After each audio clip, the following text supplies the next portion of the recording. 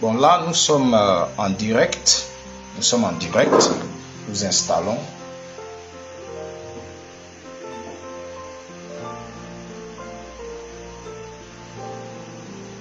Notre temps, parce que dans tous les cas,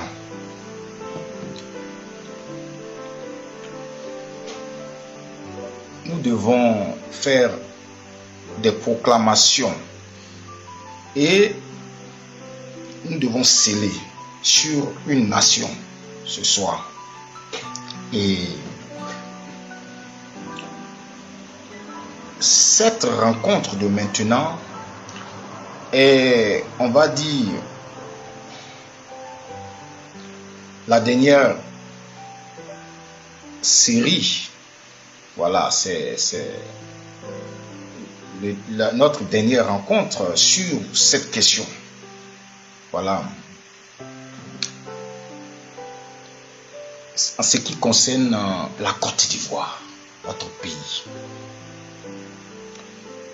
Et il est important, n'est-ce pas, que nous puissions faire la genèse de ce qui s'est passé, du message, et ensuite de tirer, n'est-ce pas, les leçons, faire des proclamations et sceller. Voilà. Gloire à Jésus.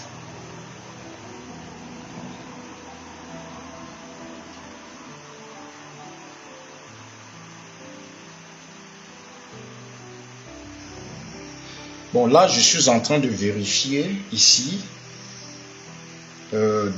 Si ça a été partagé et je vois que ça va. Alors, donc, tout à l'heure, nous allons commencer immédiatement par prier et confier ce moment entre les mains du Seigneur. Voilà. Seigneur éternel, notre Dieu, nous voulons te bénir, te louer, te rendre toute la gloire. Je prie, Père, que tu prennes le contrôle de ce moment. Il y a eu quelques difficultés pour commencer, mais je sais que tu es là et que tu vas glorifier ton nom. Je suis ton serviteur. Prends le contrôle. Alléluia.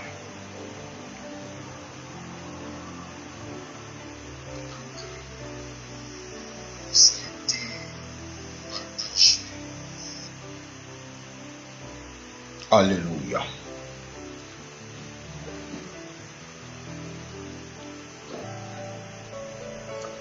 Bon, la démarche est celle-là.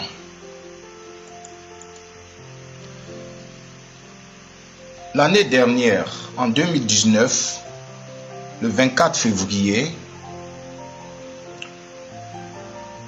nous avons donné un message. Et le message consistait à parler à une nation en particulier. Et cette nation-là, c'est la Côte d'Ivoire. Et c'est ma nation, mon pays, le pays qui m'a vu naître.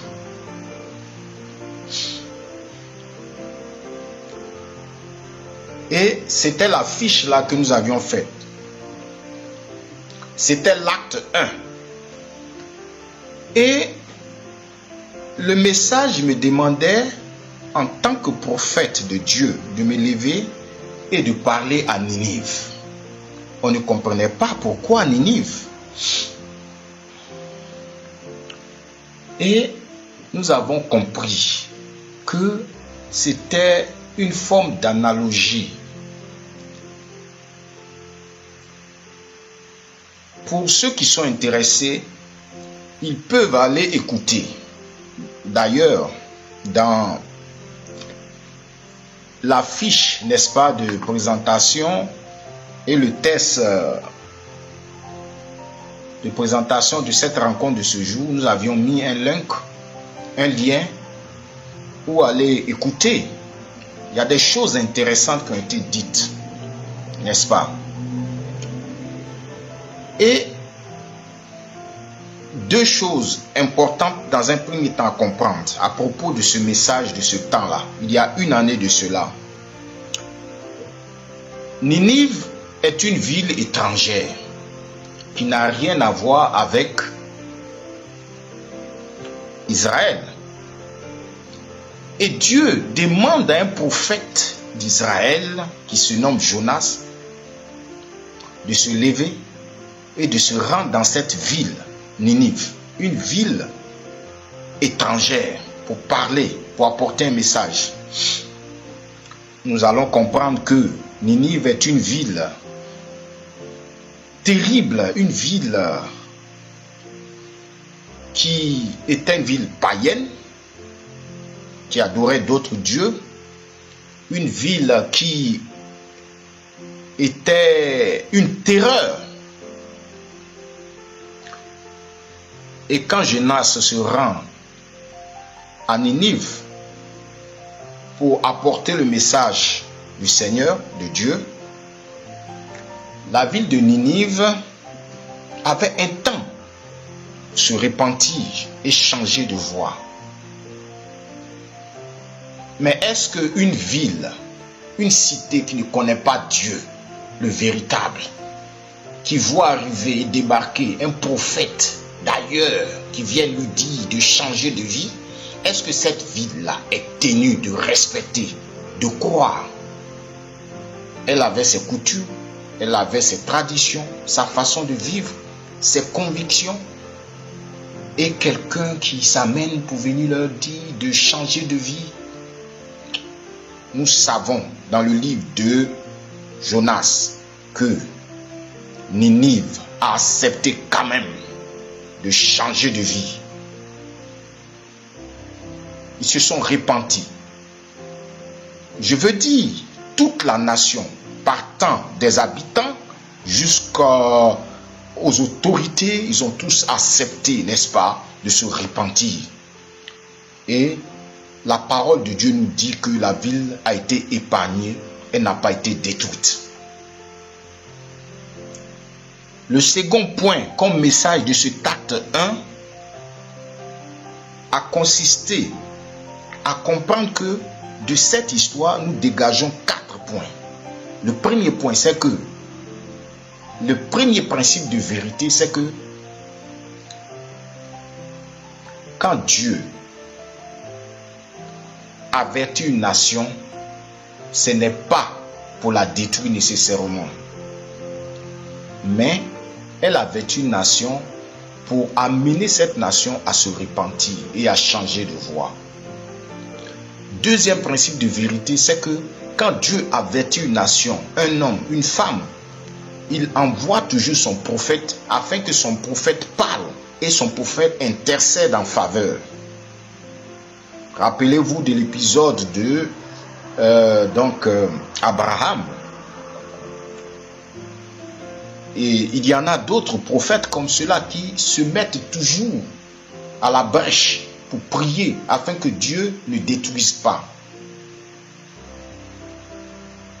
Troisième principe de vérité. Quand Dieu avertit un homme, une femme, une nation, c'est qu'il a toujours raison. Parce qu'il y a toujours une raison, bonne raison pour que Dieu le fasse. Et le dernier principe de vérité que nous avons dégagé de cette histoire de Ninive, c'est que à la fin, la décision de Dieu de détruire une nation, un homme, une femme, c'est parce que cet homme, cette femme ou cette nation a choisi elle-même, en décidant de façon délibérée, a choisi son sort. Ce qu'un homme a sémé, il va le récolter. Voilà. Le premier élément que nous dégageons de cette première partie de cette prophétie qui concerne cette nation, le message prophétique pour la Côte d'Ivoire, c'était cela. Il y a un temps, le temps qui permet à l'homme, à la nation, à l'homme, à la femme, de comprendre et de décider de changer de vie. Il y a le temps. Nous voyons écrit ici 2 Chroniques 7:14 que si mon peuple, ceux qui est invoqué mon nom, s'humilie, prie et cherche ma face, et s'il se détourne de ses mauvaises voies, je les exaucerai des cieux, je lui pardonnerai son péché et je guérirai son pays. Le message adressé à cette nation, la Côte d'Ivoire, était Dieu seul est capable de donner la paix à la Côte d'Ivoire à travers la réconciliation, même si cela est un long processus. C'était le cadeau royal que Dieu, en envoyant son prophète, a adressé à cette nation. Dieu n'a aucune intention de détruire la Côte d'Ivoire, mais Dieu veut amener la Côte d'Ivoire sur la voie de la repentance. Du coup, Dieu, celui qu'on pourrait penser le Dieu d'Israël, est en train de dire qu'il est aussi le Dieu de la Côte d'Ivoire. Toutes les nations de la terre appartiennent à Dieu. Elles lui appartiennent. La Côte d'Ivoire appartient à Dieu. Comme Dieu a décidé du sort de Ninive, aussi Dieu décide du sort de la Côte d'Ivoire. Mais le choix de la Côte d'Ivoire de rebrousser chemin et de s'engager avec résolution sur la voie de la paix, cette décision-là lui appartient. À un homme, à une femme, aux autorités de la nation. Pendant ce temps, nous avons parlé, nous avons parlé, nous avons parlé, nous avons averti. Aujourd'hui, cette nation est à la croisée des chemins. Si vous écoutez le message qui avait été adressé, il y a une partie vers la fin qui disait qu'il y avait une deuxième partie, donc un acte 2. Cet acte 2-là n'a jamais été expliqué. Mais cet acte 2-là, c'est ce que vous voyez là. Et ça devait être livré un samedi 22 juin 2019. Mais ce temps n'était pas le temps de Dieu. Donc, nous sommes restés dans cette logique jusqu'à ce que nous arrivions à ce jour où la Côte d'Ivoire est à la croisée des chemins. Étrangers en terre étrangère. Dans le message, il était dit que voici le message. Mais la question de l'étranger aurait été un problème fondamental.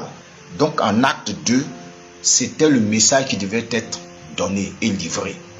La question de l'étranger en terre étrangère, en Côte d'Ivoire. Vous voyez? Vous voyez?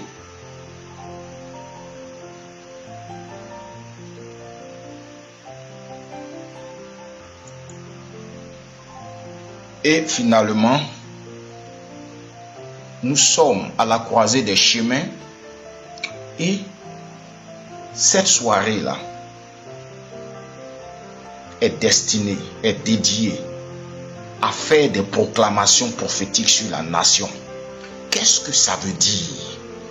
C'est un moment de vérité. C'est un moment où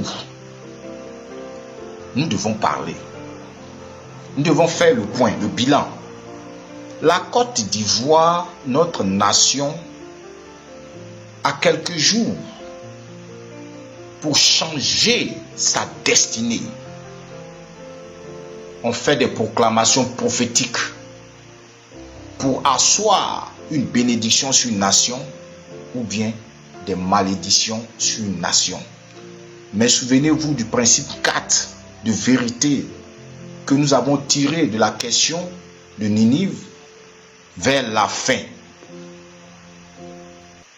La destruction d'une nation.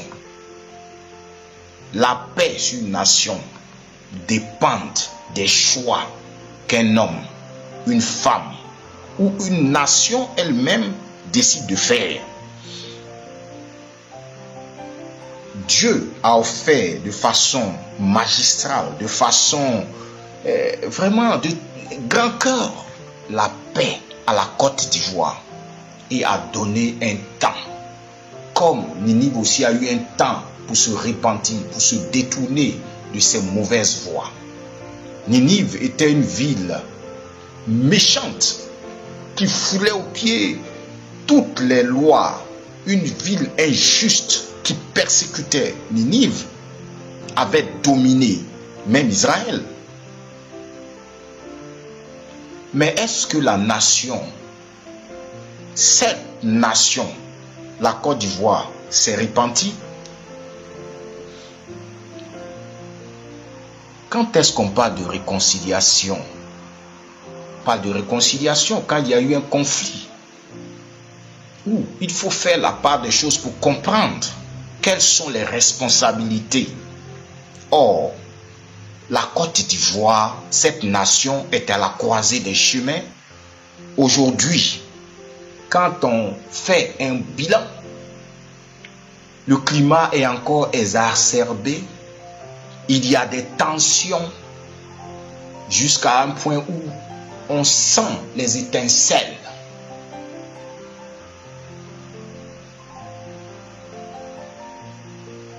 Qu'est-ce qui a été fait pour aller vers la paix? Qu'est-ce qui a été fait?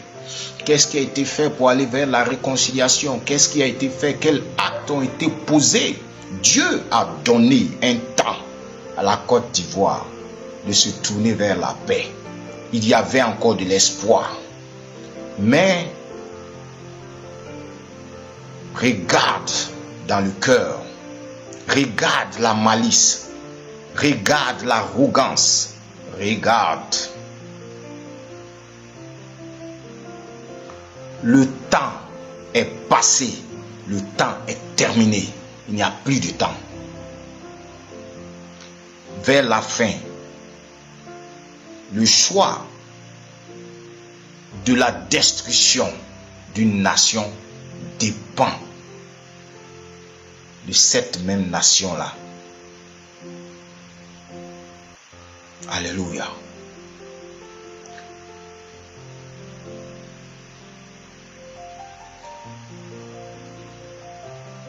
Il y a le Seigneur Jésus-Christ qui tend les mains, tend les bras. Tend les bras. Parce que je suis venu déclarer, je suis venu proclamer. Mais pendant que je suis en train de parler, l'Esprit de Dieu peut me permettre de dire qu'il y a aussi encore de l'espoir maintenant. Mais sinon, dans les jours qui viennent, c'est terminé. C'est terminé. Maintenant, nous allons parler de la situation en détail.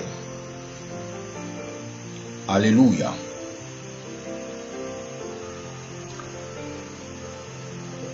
Il est presque minuit ici, où je suis en train de parler, et je suis là. C'est un enregistrement, ça va rester, tu auras le temps de l'écouter, mais je continue, et je vais parler, et je vais livrer la pensée de Dieu. Je vais livrer la pensée de Dieu sur cette nation-là. Je vais livrer la pensée de Dieu sur cette nation. Si mon peuple, ceux qui est invoqué mon nom, s'humilie, prie et cherche ma face, et s'il se détourne de ses mauvaises voies, je les exaucerai des cieux. Je lui pardonnerai son péché et je guérirai son pays.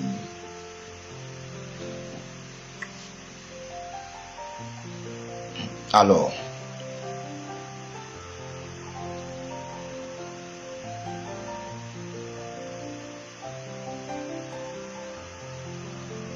alléluia.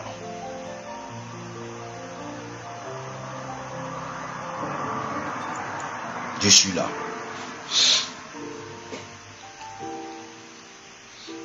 Donc nous nous posons des questions.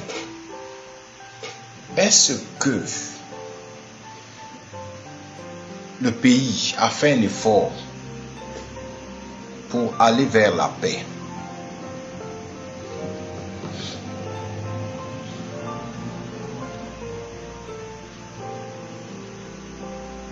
Non. Le pays n'a pas progressé vers la paix.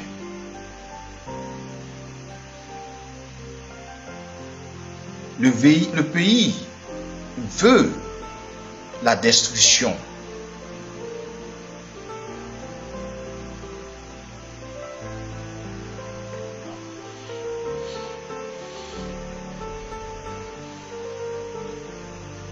Le pays n'a pas progressé vers la paix.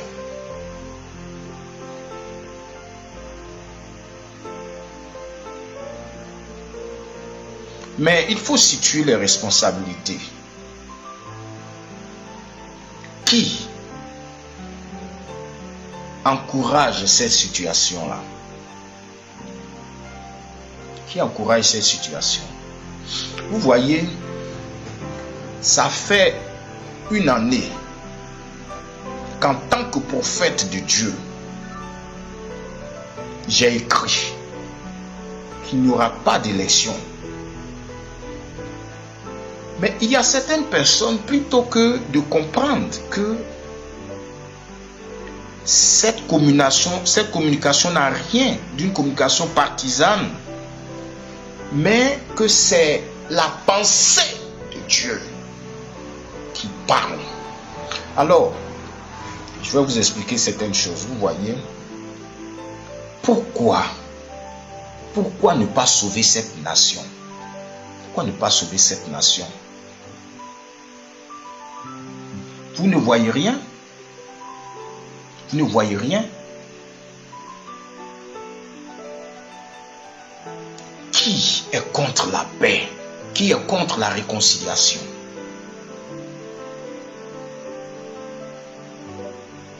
Quand on tombe, on se relève, mais on apprend de ses erreurs afin d'éviter la prochaine fois de tomber. Cette nation est tombée. Et elle se relève et elle souhaite encore tomber.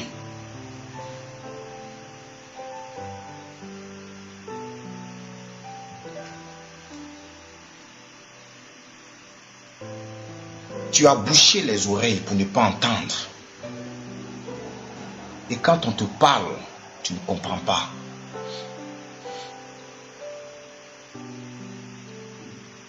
Il y a une voix qui crie et qui est en train de t'avertir. Mais tu es imbu de toi-même pour ne pas comprendre.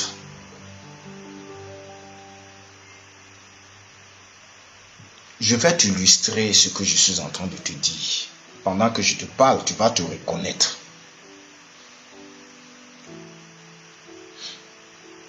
La Côte d'Ivoire, je fais cette précision avant d'aborder cet autre aspect de ma communication et aussi des proclamations. Vous savez, il n'y a rien de partisan dans ma démarche. Je suis un prophète de Dieu. Un prophète de Dieu, vous savez, il écoute. Parce que je comprends. Il y a une question de croire. On est tellement habitué à entendre beaucoup de choses à tel point qu'on n'arrive plus à croire. Mais un prophète de Dieu avertit. Il suggère même des solutions. Et cela, il le fait par amour. Mais on est tellement habitué à entendre beaucoup de voix, d'entendre beaucoup de voix, à tel point que on ignore. Mais je dis, et je l'ai dit, Dieu dit que la Côte d'Ivoire est comme Ninive. Ninive a la possibilité de se sauver. Et Ninive s'est sauvée parce qu'elle a décidé, sans orgueil, sans esprit d'orgueil, de rebrousser chemin. Les populations ont pris le sac et la cendre pour demander pardon à Dieu, pour se repentir. Jusqu'aux autorités qui ont emboîté le pas. Ils se sont humiliés devant Dieu et Dieu n'a pas détruit Ninive. Ninive n'a rien d'une ville juive. Et pourtant, c'était une ville païenne qui a accepté de changer ses voies. Ninive, c'est la Côte d'Ivoire. On te parle, on t'avertit et tu ne comprends pas. Tu as eu du temps. Tu as eu du temps. Mais qu'est-ce que tu veux voir? Tu veux voir le sang couler. C'est le sang que tu veux couler. Tu veux voir couler le sang. Dieu ne veut pas détruire Ninive. Dieu veut sauver Ninive. Si tu te détournes de tes mauvaises voies, Dieu va te sauver. Mais si tu choisis toi-même ta destruction, Dieu va te détruire. Maintenant, je vais faire une précision. Écoutez. Cette fois-ci, Dieu ne va pas détruire tout le monde. Cette fois-ci là. Quand tu vas prendre tes décisions de détruire la nation, c'est toi seul qui auras choisi ta propre destruction. Dieu veut sauver la Côte d'Ivoire. Et Dieu sauvera la Côte d'Ivoire. Dieu va sauver la Côte d'Ivoire. Et ma prière, c'est que Dieu sauve la Côte d'Ivoire. Quand Dieu envoie un prophète pour annoncer une information, il demande aussi au prophète de prier. Et je prie. Et ce sont mes proclamations que Dieu sauve la Côte d'Ivoire. Mais ceux qui veulent creuser le trou pour enfoncer la Côte d'Ivoire tomberont eux-mêmes dans ce trou. Je proclame cela. Je proclame cela. Dieu va sauver la Côte d'Ivoire. Mais Dieu va détruire les ennemis de la Côte d'Ivoire. Parce que ça n'est assez. Ça n'est assez. Cette fois-ci, ces fils, ces longues files d'enfants, de femmes innocentes, d'hommes innocents qui doivent abandonner leur terre pour aller en exil, ça ne va plus se passer. Je proclame que celui qui a creusé le trou, il tombe dans ce trou.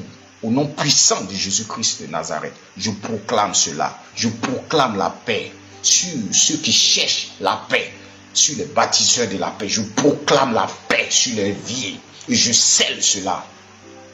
Celui qui va creuser le trou, il va tomber dans le propre trou qu'il a creusé. Nous sommes des bâtisseurs de paix. Ceux qui sont contre la paix vont tomber dans le trou qu'ils ont creusé. Je serai beaucoup plus précis maintenant.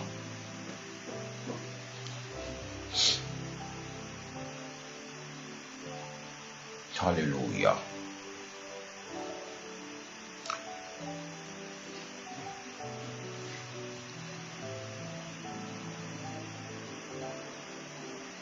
Nous avions dit que à un certain moment, il y a eu cette histoire-là. Il y a eu cette histoire. La Côte d'Ivoire est une nation pacifique. C'est une nation qui a accueillant 26% d'étrangers sur une terre, ce n'est pas rien. Sur une terre, 26% d'étrangers, ce n'est pas rien. Ce n'est pas rien. Ce n'est pas rien. Et personne ne va réécrire l'histoire de cette terre qui a accueilli. Personne ne va réécrire cette histoire-là. C'est une terre accueillante. C'est une terre que Dieu aime.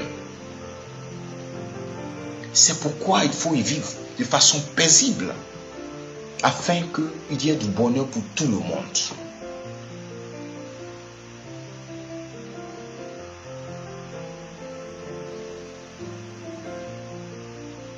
Alors, toi, tu es venu sur une terre qui t'a accueilli. Tu es venu. On t'a accueilli sur cette terre-là.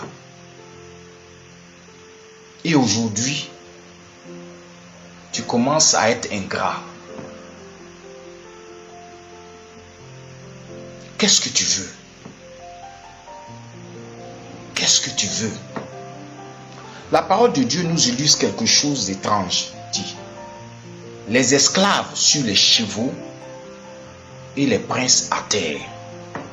C'est absurde. C'est absurde. On t'a accueilli, tu es rentré dans la maison, tu veux prendre le contrôle de toute la maison. Alors, ceux qui sont dans la maison, les propriétaires de cette maison, qu'est-ce qu'ils font? Ils doivent se retrouver ailleurs. Vous savez, Dieu est sensible à l'orphelin, à la veuve et à l'étranger. Dieu est sensible à l'étranger, à la veuve, à l'orphelin. Très sensible. Parce que Dieu dit que l'étranger, il faut l'accueillir, il faut le recevoir, il faut le mettre dans les conditions pour qu'il vive bien. Parce que nous-mêmes, nous avons été aussi étrangers quelque part. Nous sommes étrangers sur cette terre. Partirons tous. Mais si j'ai ma maison, que tu es un étranger que j'ai accueilli, est-ce que tu dois me mettre au dehors, hors de ma propre maison? Est-ce que tu dois me mettre hors de ma propre maison?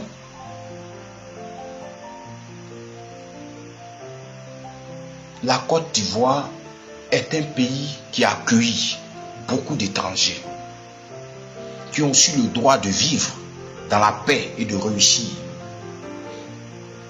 Mais à un certain point, les étrangers ne peuvent pas être plus rois, n'est-ce pas, que le roi.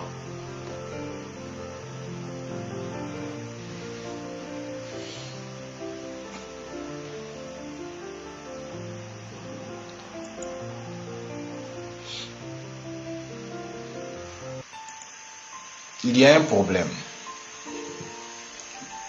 Il y a un problème. Vous savez, toutes les nations, même les nations les plus développées, ont une politique pour gérer la question des étrangers. Les nations démocratiques font tout pour faire en sorte que les étrangers se sentent bien sur leur sol. Mais les étrangers qui à un certain moment vont dépasser les limites des droits qui leur sont octroyés pour vouloir renverser les institutions d'une nation, n'ont plus le droit d'y rester, d'y demeurer. Même les nations les plus démocrates, elles font tout pour éloigner ces genres de personnages. Alors toi, tu es venu dans un pays paisible où on t'a accueilli, on t'a tout donné, on t'a donné la possibilité de réussir. Qu'est-ce que tu veux faire? Tu veux pousser au dehors celui qui t'a accueilli. Ce n'est pas normal. Dieu défend l'étranger, Dieu défend la veuve, Dieu défend l'orphelin, mais Dieu ne peut pas défendre l'injustice. C'est l'ingratitude. C'est injuste. C'est de l'ingratitude. Alors,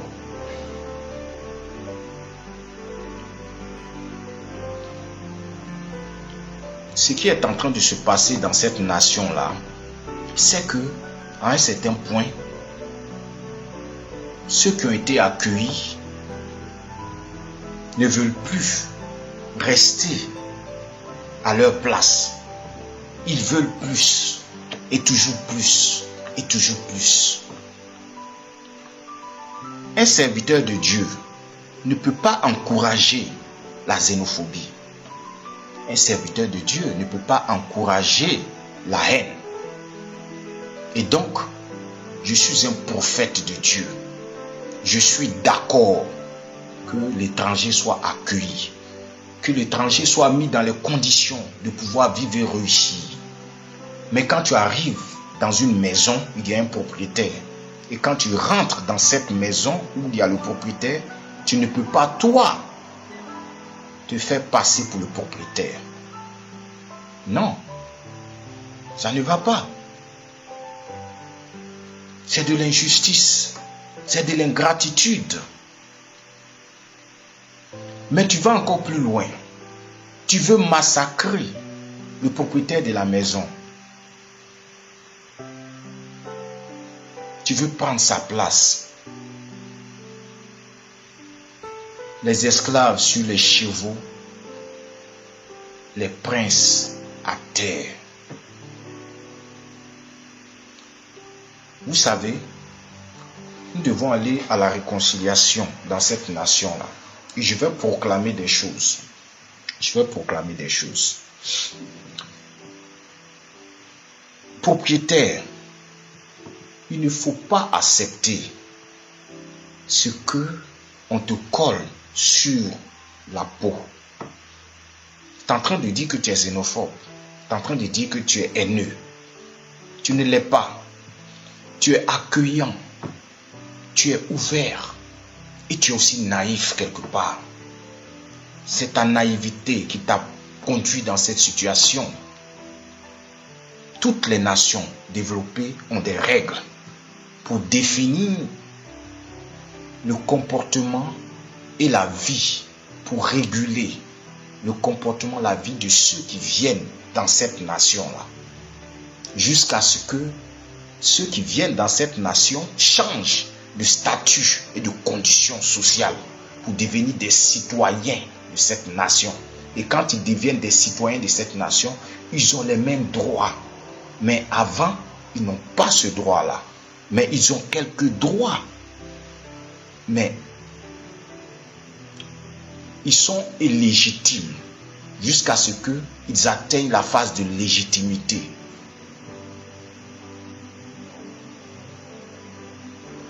Les frontières poreuses qui permettent à l'étranger d'arriver comme il veut ne lui donnent pas le droit de vivre et de faire comme il veut. Aujourd'hui, l'ingratitude est tellement exacerbée, est tellement renforcée que l'étranger qui veut être propriétaire, n'est-ce pas, de la maison de ce propriétaire-là, pour le chasser, est en train de lui-même se mettre dans les conditions de défense. Et je vois la pauvre veuve qui verse des larmes. Je vois l'orphelin qui verse des larmes.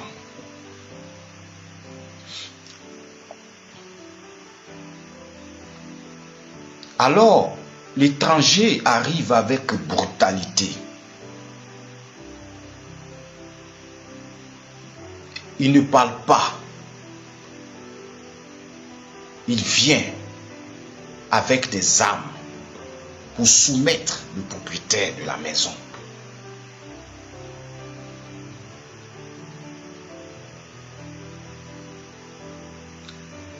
L'ingratitude n'est pas une bonne chose.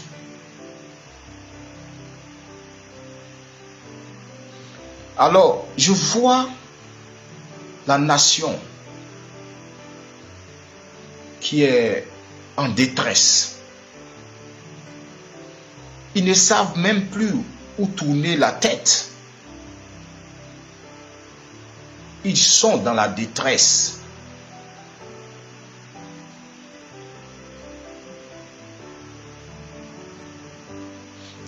Ô Éternel mon Dieu, protège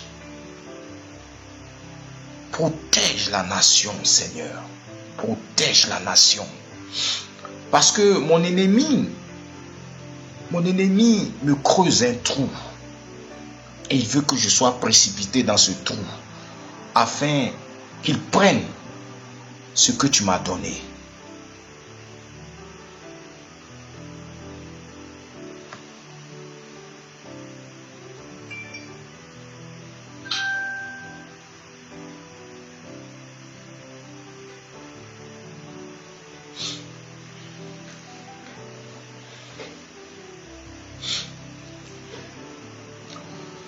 Alléluia. Je vais vous montrer quelque chose. Vous voyez, il ne faut pas être ingrat dans la vie. Il ne faut pas être, on va dire, hautain, orgueilleux comme cela dans la vie. Dieu abaisse les orgueilleux et il lève les humbles.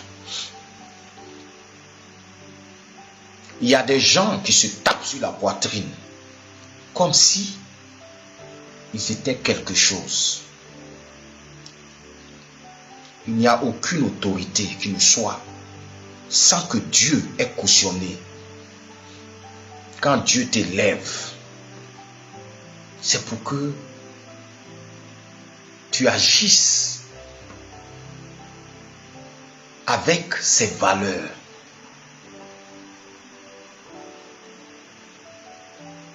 Dieu ne peut pas cautionner le méchant. Dieu ne peut pas cautionner le dictateur. Dieu est un Dieu de paix.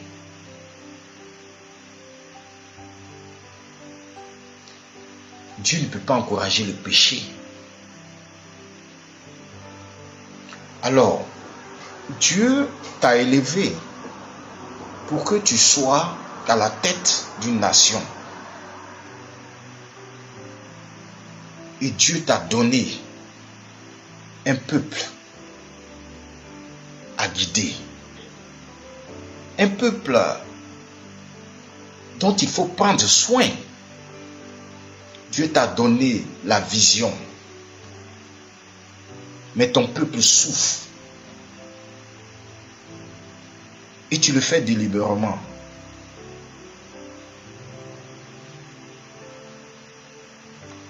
Pendant combien de temps une nation qui doit être unie est dispersée? J'entends des cris, des pleurs, des larmes.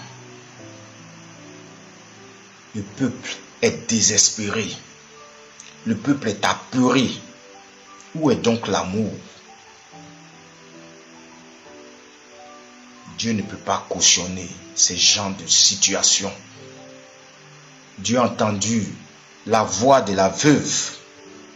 Dieu a entendu la voix de l'orphelin, la voix de l'exilé, la voix du prisonnier.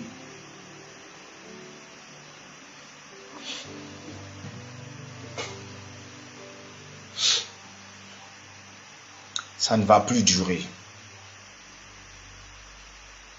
Ça ne va plus durer. Ça ne va plus durer. Ça ne va plus durer. Tu n'entends pas. Tu ne vois pas. Ça ne va plus durer. Tu ignores. Ça ne va plus durer. Le problème, c'est que celui qui est en haut pense qu'il y est arrivé de lui-même et qu'il peut écraser ceux qui sont en bas. Mais ceux qui sont en bas sont aussi des créatures de Dieu.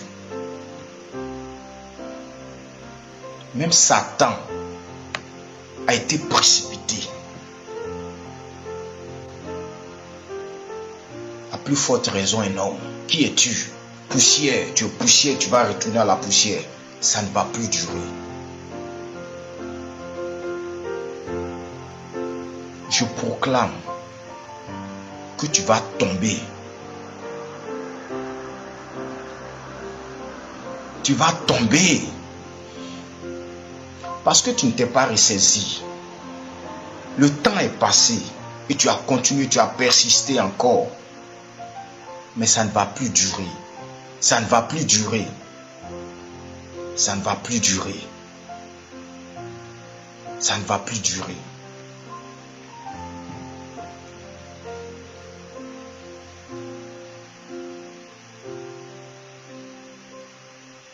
Dieu vient en aide à la veuve, à l'orphelin et tous ceux-là qui sont qui dorment à la belle étoile dans des conditions déplorables. Que la justice de Dieu s'exerce. Que la justice de Dieu s'exerce sur la nation. Parce que la nation a refusé de se repentir, de revenir à toi. Si la nation s'était repentie, elle serait revenue à de bons sentiments. Elle aurait accepté que l'amour de Dieu s'installe, s'instaure. Elle aurait accepté d'ouvrir les bras vers son prochain. Tu n'as aucun amour pour ton prochain. Dieu n'est pas avec toi. C'est pourquoi tu vas être rejeté. Tu vas être rejeté. Il y a un temps pour toutes choses. Et c'est le temps aussi pour que toi aussi tu sois rejeté. Alléluia. Alléluia. Écoutez.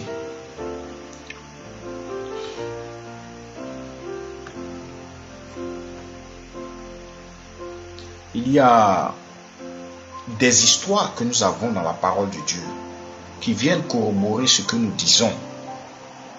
C'est un prophète de Dieu qui parle. C'est un prophète de Dieu qui parle. Ignorer ce que Dieu dit n'a jamais aidé celui qui a ignoré. Parce qu'il va chuter, il sera précipité.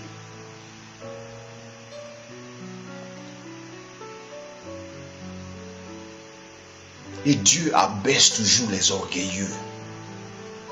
Ceux qui ont une très très haute assurance, une très très haute opinion d'eux-mêmes. Dieu va te précipiter. Alléluia. Il va le faire. Il va le faire. Et tu vas reculer. Tu vas reculer. Tu vas reculer. Parce que Dieu ne va pas permettre que tu continues encore à traîner devant toi le sang innocent.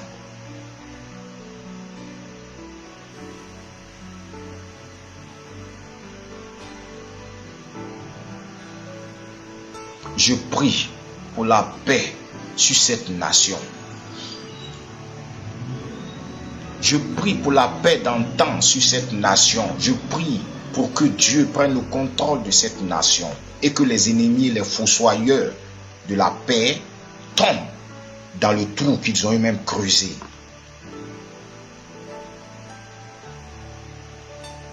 Les ennemis de la paix.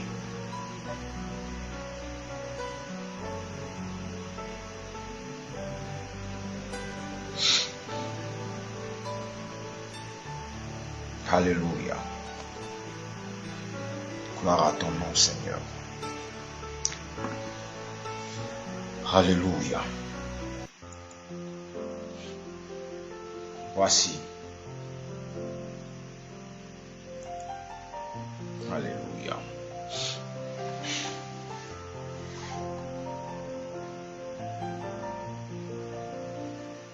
Vous savez, l'injustice, c'est quand... Alléluia, alléluia, alléluia, alléluia. L'injustice, c'est quand on arrête tout le monde comme cela, qu'on jette en prison. Ça n'a pas de sens. Un petit principe de liberté, de démocratie que Dieu accorde à l'homme, c'est de réussir à parler, à pouvoir s'exprimer.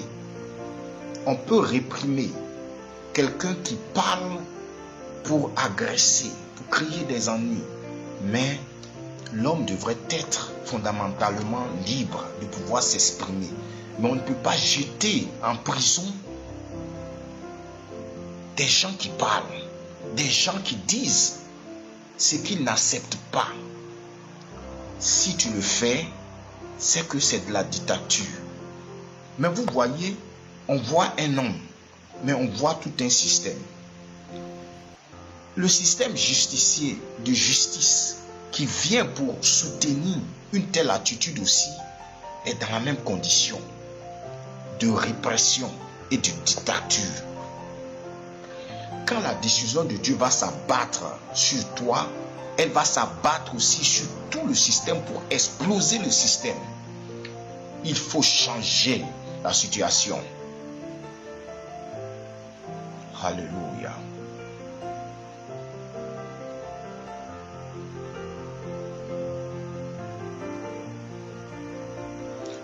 Une autorité, nécessairement, c'est Dieu qui la suscite. Mais une autorité qui opprime,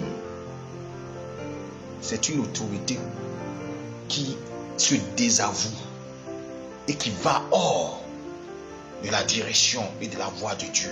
Parce que quand tu es une autorité, le parfum de bonne odeur de Dieu doit se répandre. Alléluia. Jésus-Christ au-dessus de toute autorité, de toute domination, de toute principauté. Quand tu as une autorité, tu dois faire en sorte que ton peuple soit heureux, que ton peuple t'aime. Mais si tu opprimes ton peuple, tu te mets dans la voie d'être désavoué par Dieu. Et c'est pourquoi Dieu va te rejeter.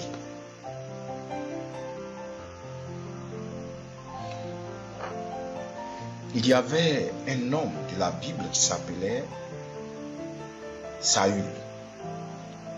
Alors que la royauté n'existait pas encore en Israël, Dieu envoya son prophète Samuel pour le prendre. Il n'était rien. Et Dieu l'a élevé. Dieu l'a fait oindre. Il est devenu le roi d'Israël.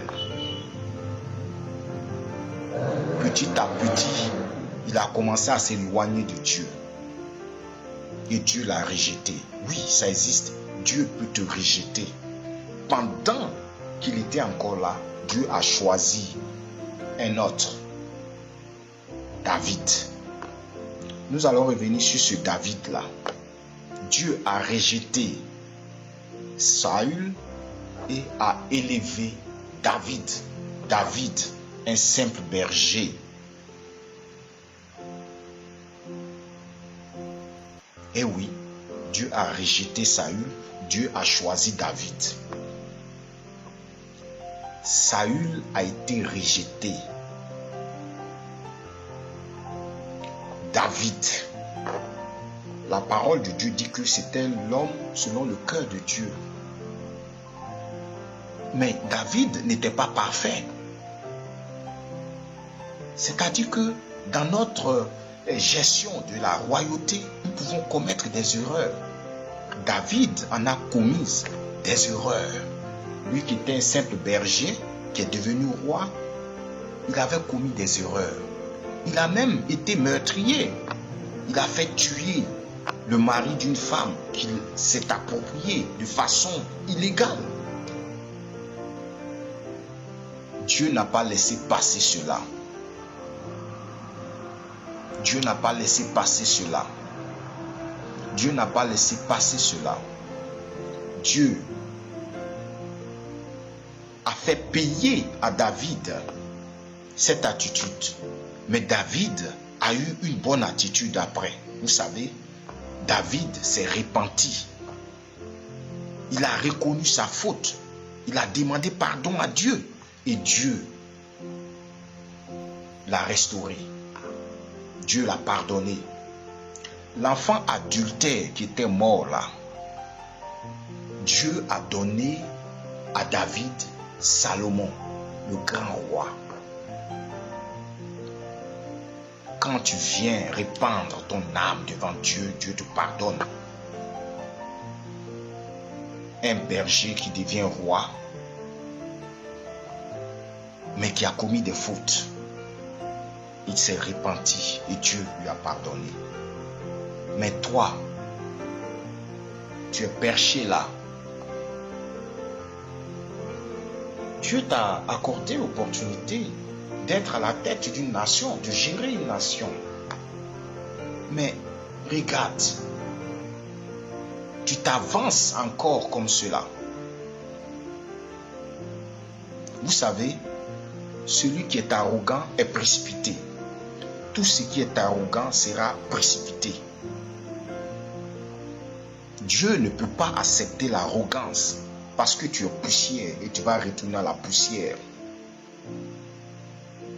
Tu vas retourner à la poussière parce que tu n'es que poussière. Nous sommes tous poussière. Quels que soient les habits de valeur que tu portes, toute la richesse que tu as, tu n'es que poussière.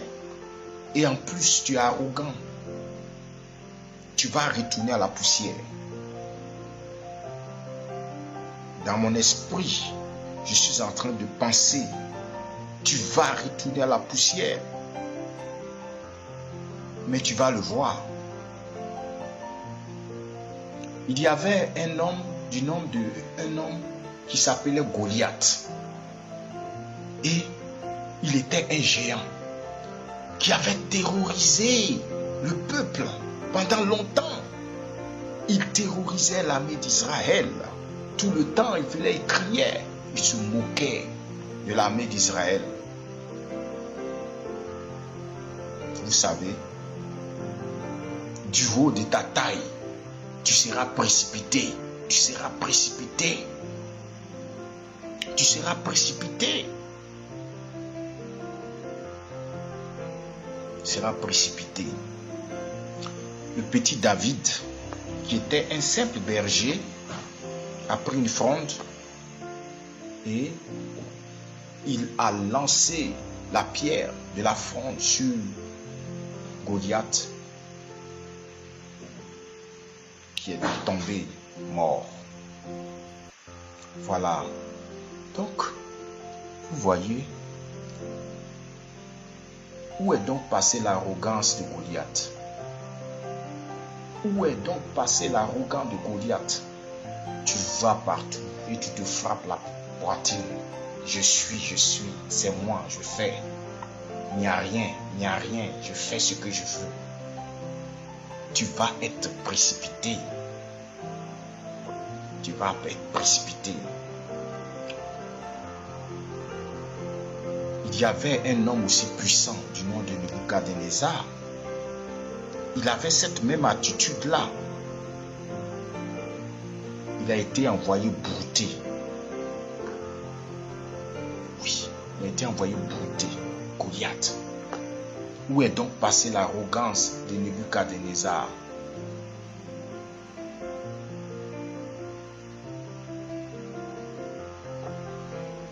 Alléluia. Vous voyez, il y a tellement d'exemples dans la parole de Dieu qui nous montrent que quand on est arrogant, on va chuter, on va tomber. Je veux même parler du Pharaon. Je veux parler du Pharaon. Suivez bien.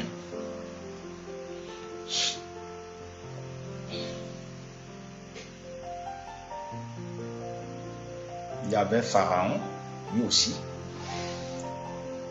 À un certain point, il refusait que Moïse conduise les enfants de Dieu vers la voie de la liberté. La liberté, c'est un don de Dieu. On ne peut pas continuer à prendre les gens comme cela parce qu'ils ont dit oui ou non, les jeter en prison. Plus de liberté, c'est quoi? Où sommes-nous? Pharaon était contre la libération des enfants des Hébreux. Lui aussi, il s'y opposait. Mais Dieu a endurci son cœur et vers la fin, il a été lui aussi précipité. Alléluia. Vous savez, il y a quelque chose que je veux préciser. Quand nous sommes en train de parler, il va y avoir des gens qui vont se lever pour encourager. Pour encourager ceux à qui on parle. Pour se moquer de nos avertissements. Ils l'ont fait comme cela contre Jérémie, le prophète, et ils l'ont fait aussi contre Élie. Mais nous savons ce qui s'est passé. Vers la fin, ce sont les serviteurs de Dieu qui sont toujours dans la vérité. Un prophète de Dieu a parlé et ce qu'il a dit va se réaliser. Malgré qu'il va y avoir des gens qui vont venir pour tenter de ridiculiser, pour mentir, pour encourager des gens vers l'erreur. Mais le temps est arrivé. Le temps est arrivé. La méchanceté ne peut pas prospérer. La tyrannie ne peut pas prospérer. La haine ne peut pas prospérer. Alléluia. Merci Seigneur.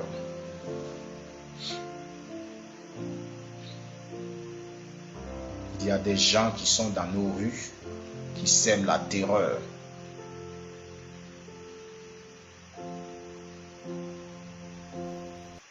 Ils sèment la terreur. Ils sèment la terreur dans les rues. J'avais fait une réflexion simple comme cela. Alléluia.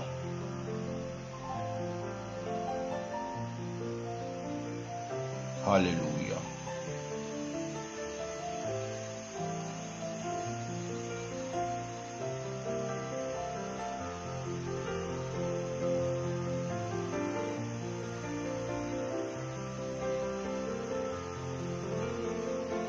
Alléluia.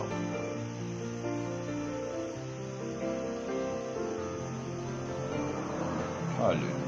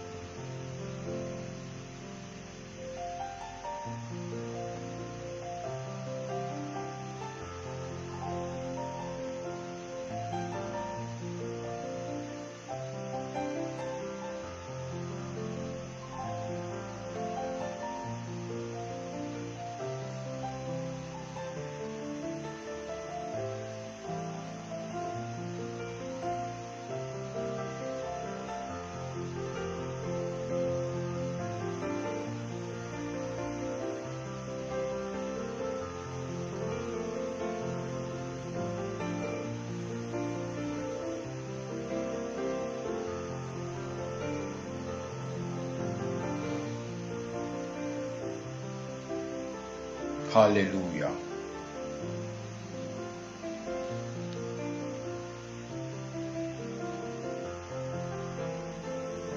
Alléluia.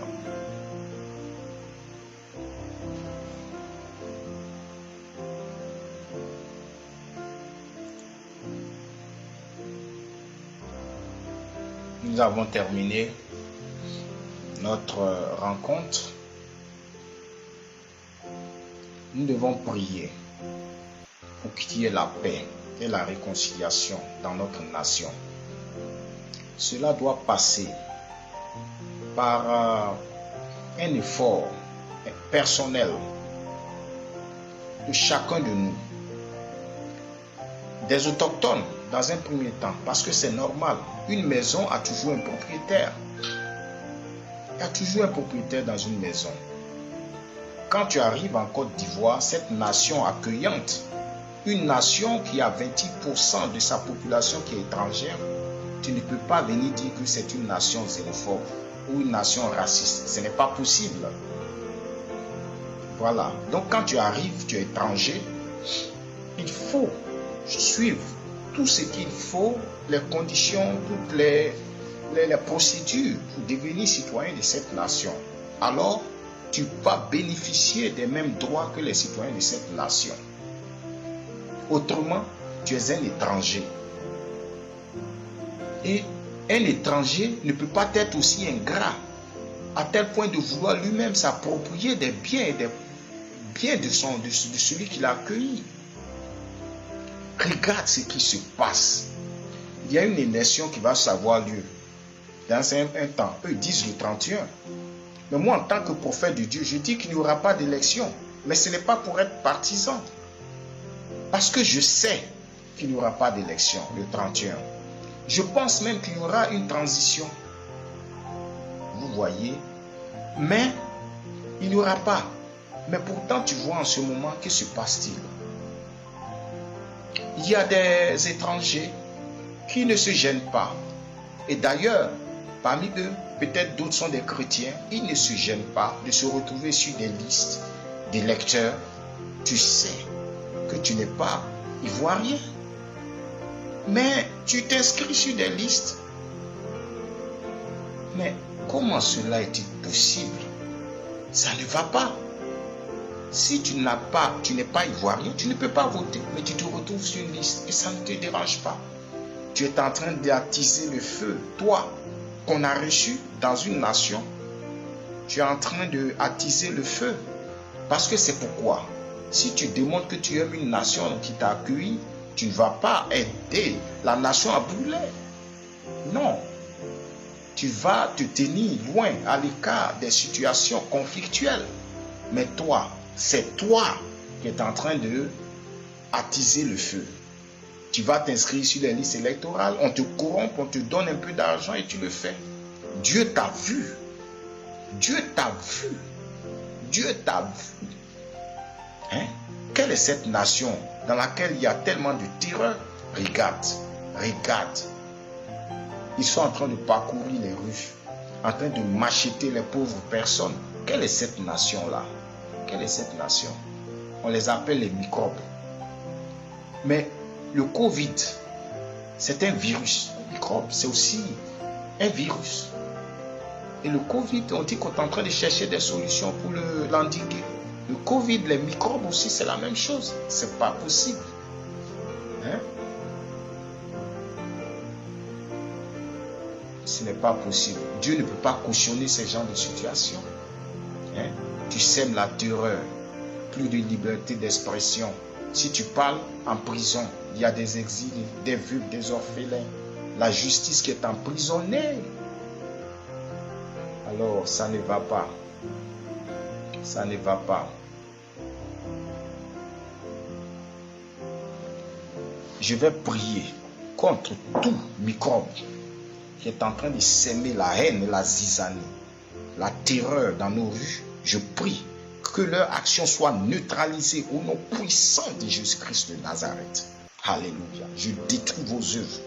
Même si, apparemment, on vous cautionne, les gens vous acceptent, les gens vous aident.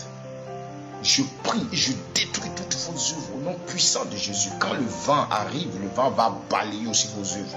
Parce que nous étions un pays pacifique, nous le redeviendrons au nom puissant de Jésus-Christ, afin qu'il y ait la paix dans les rues, afin que les populations se sentent en sécurité, afin que les véritables immigrés, les véritables étrangers qui aiment la nation puissent vivre pacifiquement, puissent vivre dans le bonheur pour réussir. Voilà. Mais nous chassons les ingrats de notre pays. Nous chassons les dictateurs de nos pays. Nous chassons les arrogants de notre pays. Et nous proclamons la libération vraiment des prisonniers. Nous proclamons le retour des exilés. Nous proclamons la paix sur cette nation. J'attaque les autorités qui sont sur cette nation, ces autorités spirituelles. Je prends autorité sur eux et je les attaque maintenant au nom puissant de Jésus-Christ de Nazareth. Alléluia. Alléluia. Merci Seigneur.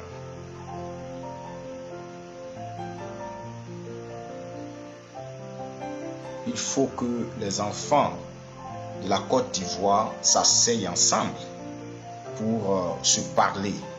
Voilà. Je vois qu'il y a un effort qui est fait. Les gens de toutes parts veulent s'asseoir pour parler, mais ils ont un problème. Ils ont un problème que, en face, il n'y a pas de retour. On n'écoute pas. Donc, il y a la confusion. Je brise tout esprit d'opposition dans ce sens.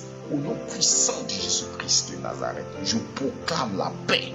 Au nom puissant de Jésus, je proclame qu'il y a un retour du bon sens. Au nom puissant de Jésus-Christ, je proclame la paix. Je proclame la paix sur cette nation. Au nom puissant de Jésus-Christ de Nazareth, que tout ce qui est maléfique, diabolique sur cette nation, j'éloigne cela au nom puissant de Jésus-Christ. Je chasse le nom puissant de Jésus-Christ de Nazareth. Prends autorité, qualité de prophète de Dieu. Je prends autorité, je chasse cela. Je couvre cette nation du sang précieux de Jésus-Christ de Nazareth. Alléluia. Merci Seigneur. Alléluia, alléluia, alléluia. Nous retournons en direct ici maintenant. Voilà, c'est cela. C'est cela. Alléluia. Merci Père. Merci Père.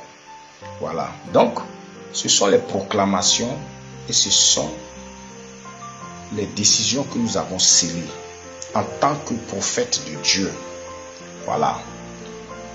Je veux conclure une chose en disant que, comme je suis originaire de cette terre, le Seigneur m'a poussé à m'intéresser pendant un certain temps de ce qui se passe dans cette nation. Nous sommes à la croisée des chemins. D'ici quelques jours, il devrait y avoir un changement de la situation dans notre pays. Vous verrez, ça va se passer comme cela. Mais il y a quelque chose après. Quelque chose après, c'est-à-dire que qu'est-ce qui va se passer après la phase de concertation et de transition? Qu'est-ce qui va se passer? Dieu doit susciter quelqu'un vraiment qu'il a mis à part pour venir. J'ai mon idée.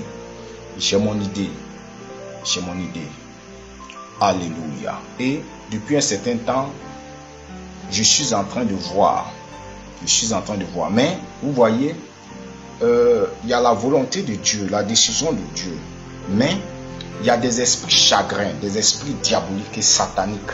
On avait parlé d'autorité, mais sur les nations, il y a des autorités qui sont là. Des esprits mauvais qui veulent contrôler et qui se plaisent à voir des gens souffrir de cette façon-là. Dieu est pour la paix. Dieu est pour l'amour, Dieu est pour la réconciliation et Dieu veut sauver la nation. Mais ces esprits diaboliques qui sont en train de contrôler notre pays, nous prenons autorité contre ces esprits. Brisons-nous, détruisons leurs œuvres au nom puissant de Jésus-Christ de Nazareth. Alléluia. Nous proclamons le sang de Jésus-Christ sur la nation ivoirienne. Tous les démons d'opposition là, vous commencez à libérer la nation.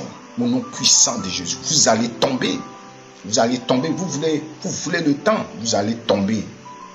C'est terminé. Au nom puissant de Jésus-Christ de Nazareth. Je scelle tout ce que j'ai dit, tout ce qui a été décidé, tout ce qui a été dit. Je scelle cela. Et dans les jours qui viennent, les résultats de cette proclamation vont se faire voir. Vous allez comprendre qu'il y a des prophètes de Dieu. Il y a des prophètes de Dieu. Alléluia.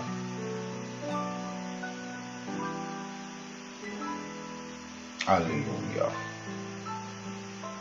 Merci Seigneur. Voilà. Donc, il y a une partie de ce qui est, on va dire, la suite de cette histoire-là, sur la question de la Côte d'Ivoire. Ça va se voir après. Voilà. Voilà, ça va se voir après. Et puis après, il y a, disons, la mission prophétique pour laquelle j'ai été mis à part. Un prophète des temps de la fin, n'oubliez pas. Donc, nous allons parler des activités prophétiques, actualités prophétiques de ces temps de la fin. Vous allez comprendre, nous allons le développer sur la page de l'élite prophétique pour la programmation divine.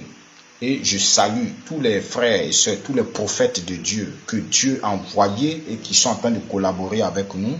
En particulier le prophète Élie Exaucé. Voilà, que le Seigneur te bénisse loin de Dieu. Voilà, et voilà, que le Seigneur te bénisse. Voilà. Et que Dieu bénisse ce moment-là et qu'il scelle par sa puissance et son autorité les décisions qui ont été arrêtées là, au nom puissant de Jésus-Christ de Nazareth. Alléluia. Merci Seigneur. Merci Seigneur. Merci Seigneur. Alléluia. Que le Seigneur vous bénisse. Et si le Seigneur, voilà, il y a quelque chose qui se développe, bon, on verra. Mais je crois que, voilà, c'est déjà ça. Alléluia. Que le Seigneur vous bénisse. Bonne nuit.